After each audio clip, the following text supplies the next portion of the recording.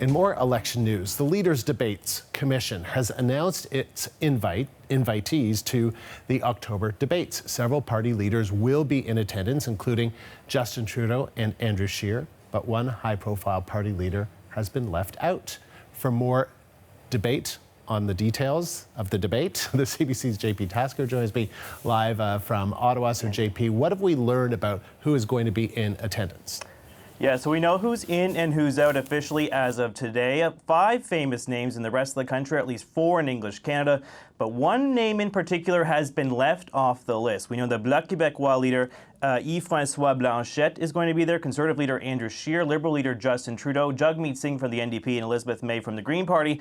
But Maxime Bernier's People Party has not qualified to participate in the debates, which of course is a major decision by the debate commission that is organizing these things.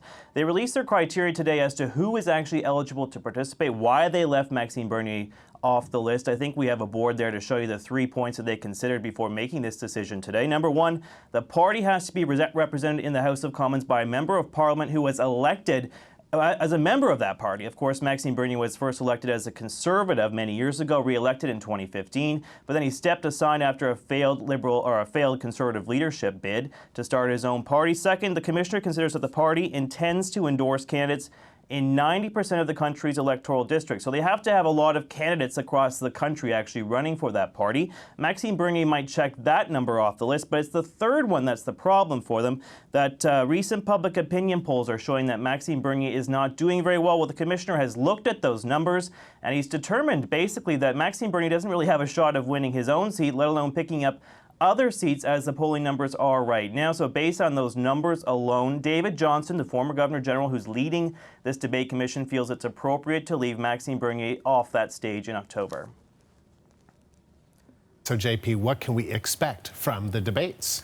You know, if you'll remember last time in 2015, it was a bit of a mess, to be frank, in terms of the leaders' debates because they were all independently organized and they weren't readily available on television. A lot of the major networks were left out covering those leaders' debates. Well, the federal government, the Liberal government here in Ottawa, appointed this independent commission. They set it up under the leadership of David Johnston to organize 2 major debates, one in English and one in French, and all party leaders would be invited, or all major party leaders would be invited, hence Maxime Bernier's no RSVP today. But this is very different than last time around because it was very haphazard. They didn't want to see that happen again. They want all major leaders on that stage to make their pitch to Canadians. There'll be one in English on October 7th and one in French 3 days later on October 10th.